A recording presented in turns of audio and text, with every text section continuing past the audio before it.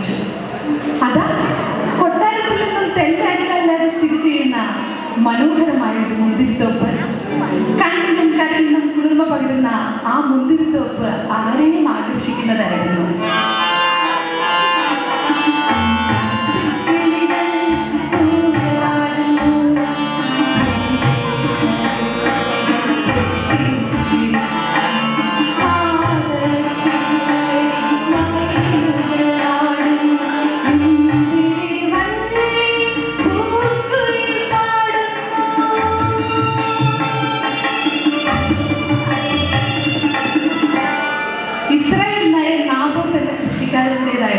ആ കൃഷിയിടം തന്റെ സ്വപ്ന സാമ്രാജ്യമായ ആ കൃഷിയിടത്തിന് കുഞ്ഞുങ്ങൾക്ക് നൽകുന്ന സ്നേഹവും വാത്സല്യവും കൂട്ടിക്കൊഴിച്ചാണ് അദ്ദേഹം അതിനെ പരിപാലിച്ചിരുന്നത്. എന്നാൽ തന്റെ രാജ്യത്തിലെ ഏറ്റവും നല്ല മുന്തിരിത്തോപ്പ് സ്വപ്നം കണ്ടുവരാൻ തുടങ്ങിയിട്ട് ആഹാബ് നാളേറെയായി. കലുഷിതമായ മനസ്സുമായിട്ടാണ് ആഹാബ് അന്ന് പള്ളിയുറപ്പിന് ശയനഗ്രഹത്തിലേക്ക് പോകുന്നത്. പിറ്റേന്ന് പ്രഭാതത്തിൽ തന്നെ നാബോത്തിനെ കൊട്ടാരത്തിൽ എത്തിക്കുവാനുള്ള ഏർപ്പാടുകൾ ചെയ്തു. പിറ്റേന്ന് പ്രഭാതത്തിൽ തന്നെ നാബോത്ത് കൊട്ടാരത്തിൽ ഹാജരായി.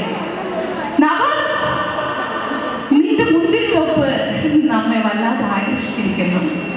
ആ മുന്തിരിത്തോപ്പ് എനിക്ക് നൽകിയാൽ പകരം ഞാൻ നല്ല വില നൽകാം. മാത്രമല്ല മറ്റൊരു മുന്തിരിത്തോപ്പ് ഉണ്ടാക്കുവാനുള്ള സ്ഥലവും ഞാൻ നിനക്ക് നൽകാം. എന്ത്? തന്റെ സ്വപ്ന സാമ്രാജ്യമായ ആ മുന്തിരിത്തോപ്പ് വിട്ടു നൽകുവാനോ? ഇല്ല ഇല്ല, എനിക്കതിനാവില്ല. പൊന്നതിൽ മനസ്സുകൊണ്ട് മാപ്പാക്കണം. അങ്ങയുടെ പൂർവ്വപിതാക്കന്മാരാൽ കൈമറന്ന് കിട്ടിയ പുണ്യഭൂമിയാണത്. അതെനിക്ക് വിൽക്കുവാൻ സാധിക്കില്ല. അത് ഞാൻ തരില്ല. നാബോത്ത് തീർത്തു പറഞ്ഞു. ആഹാബിനെ വണങ്ങിയിട്ട് നാബോത്ത് യാത്രയായി. സ്വന്തം പ്രജയുടെ മുമ്പിൽ അപഹാസ്യനായി തീർന്ന ആഹാബ് രാജാവിനെ നോക്കി ഇസബൽ രാജ്ഞി പുച്ഛിച്ചു.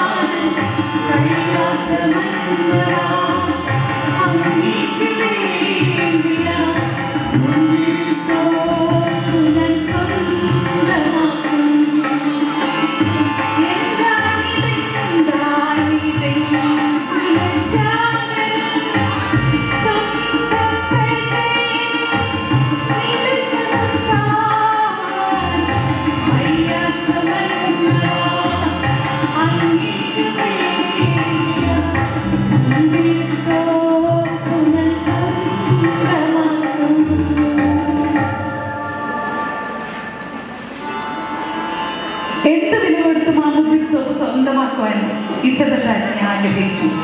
രാജ്യത്തെ പ്രമുഖന്മാർക്ക് നാബോത്തിനെതിരെ കള്ളസാക്ഷ്യം പറയുവാനുള്ള ആഹ്വാനം കൊടുത്തു. അവരത് നല്ല ഭംഗിയായി ചെയ്തു. രാജാവിനും ദൈവത്തിനുമെതിരെ ദൂഷണം പറഞ്ഞത് ഞങ്ങൾ കേട്ടു. ഞങ്ങൾ സാക്ഷികൾ. ആ രാജ്യദ്രോഹിക്ക് ഉചിതമായ ശിക്ഷ നൽകണം. അങ്ങനെ രാജാവിനും ദൈവത്തിനുമെതിരെ ദൂഷണം പറഞ്ഞ കുറ്റത്തിന് നാബോത്തിനെ കല്ലെറിഞ്ഞ് കൊല്ലുവാൻ വിധിച്ചിരിക്കുന്നു. വിധിവാചകം കേട്ട നാബോത്ത് അസ്തപ്രജ്ഞനായിരുന്നു പോയി.